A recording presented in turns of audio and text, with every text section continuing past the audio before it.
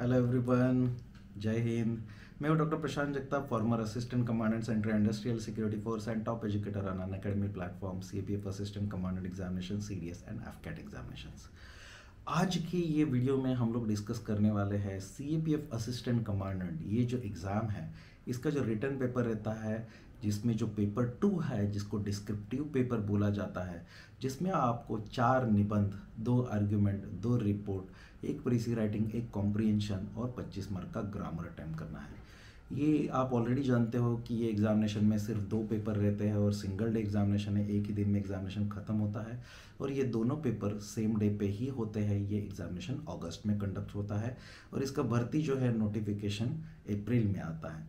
तो इसका जो पेपर 2 है, जो 2 बजे से 5 बजे होता है, ये डिस्क्रिप्टिव पेपर है। Descriptive paper in the sense, पहला पेपर तो ऑब्जेक्टिव पेपर रहता है जिसमें एमसीक्यूज रहते हैं, मल्टीपल चॉइस क्वेश्चंस रहते हैं।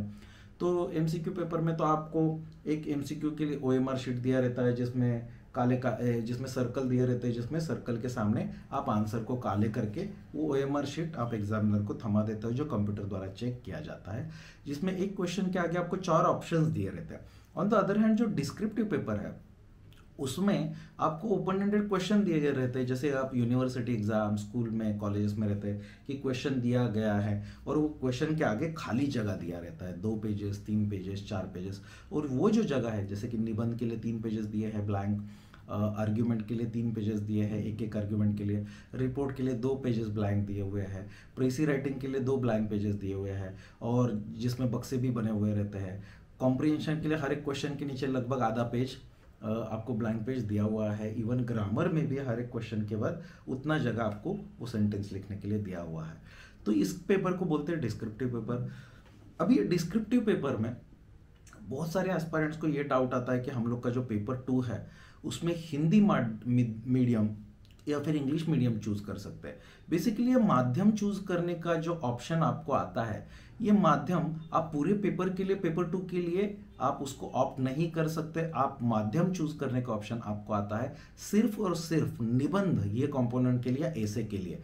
तो निबंध या एसे के लिए आप कौन सा मीडियम चूज करना चाहते हो, उसमें आपने इंग्लिश लिखा या हिंदी लिखा, उसके ऊपर वो वाला जो पार्ट है 80 मार्क के 4 ऐसे जो है, ये आप हिंदी या फिर इंग्लिश में लिख सकते हो। लेकिन बाकी जो 120 मार्क का जो कंपोनेंट है वो आपको इंग्लिश में ही लिखना पड़ता है, जिसमें आपको 2 आर्ग्यूमेंट, 2 रिपोर्ट, एक प्रेसी राइटिंग, एक कॉम्प्रिहेंशन और ग्रामर वाला कंपोनेंट, ये 120 मार्क का पेपर आपको इंग्लिश में ही लिखना पड़ता है, इररिस्पेक्टिव ऑफ योर मीडियम।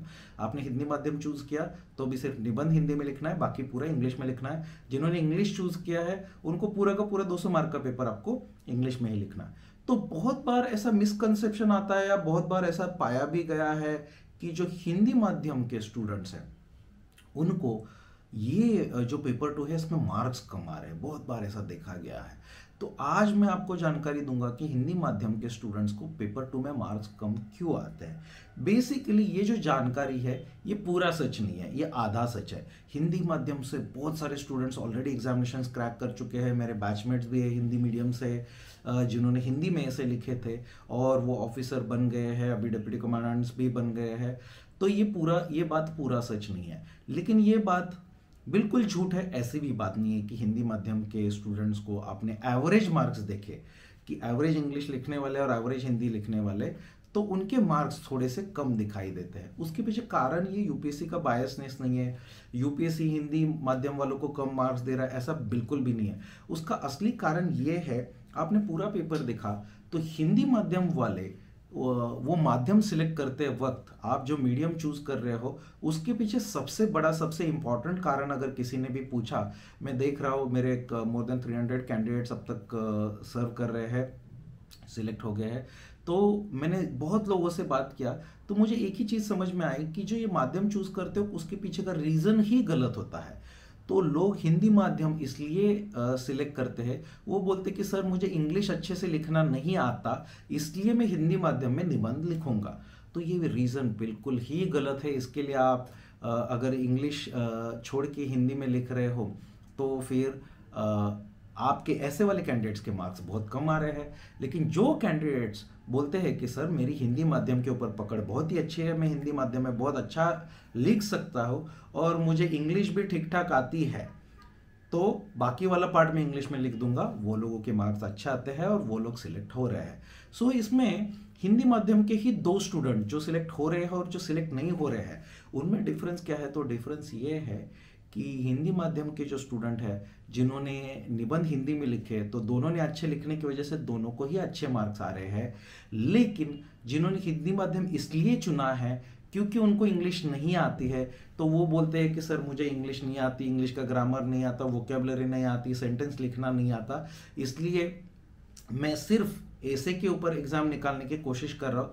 वैसे वाले स्टूडेंट्स के ओवरऑल मार्क कम आते हैं। और जो लोगों का इंग्लिश भी ठीक ठाक है, जिन्होंने अपने इंग्लिश के ऊपर भी काम किया है, वो जो लोग हैं उनको निबंध में तो अच्छे मार्क्स आते ही है, उसके साथ साथ उनके मार्क्स आप देखो तो आर्ग्यूमेंट राइटिंग में, रिपोर्ट राइटिंग में, प्रेसी राइटिंग में, कॉम्प्रिहेंशन में और ग्रामर में वो अच्छा स्कोर कर रहे हैं।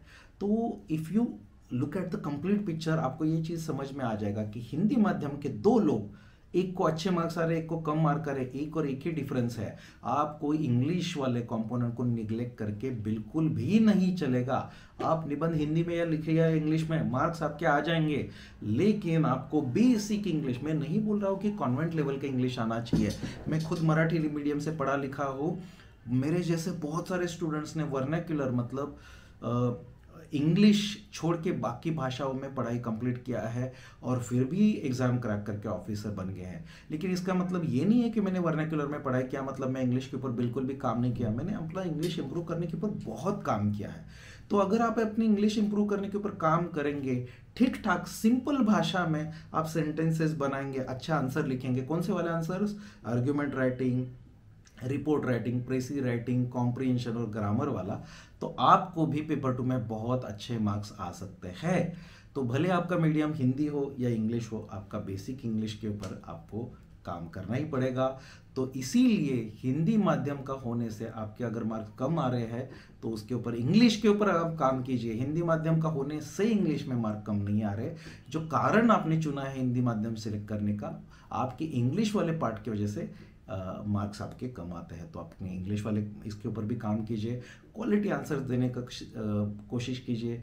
Basically it is the quality of answer that is far more important, या कौन से मीडियम में लिखा है या कैसे ही लिखा है। ओके, ऐसी वाली मैं सीरीज़ में बहुत सारे वीडियोस बना रहा हूँ। आपके अगर कुछ क्वेरीज है, डाउट्स है, तो इसमें आप कमेंट पैलेट में डाल दीजिए। हम लोग उसमें से कुछ कमेंट जो हमें लगता है कि इंपॉर्टेंट है, ज़रूरी है, पक्का पिक करेंगे और उसके ऊपर मैं आपको छोटा टाइम बर्बाद किए बना एक वीडियो बना दूंगा।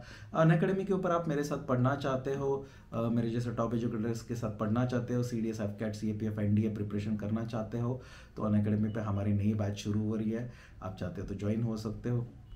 वहाँ पे ढेर सारे डिस्काउंट्स भी चल रहे हैं। डिस्काउंट्स पाने के लिए जब भी आप सब्सक्रिप्शन लेते हो, वहाँ पे you can use referral code Prashant YT10 PRASHANTYT10। इससे आपको डिस्काउंट भी मिल जाएगा। हमारे चैनल को पक्का सब्सक्राइब कीजिएगा और आप जितना हो सके अपने दोस्तों को भी इसको शेयर भी कीजिएगा। Thank you very much. जय हिंद।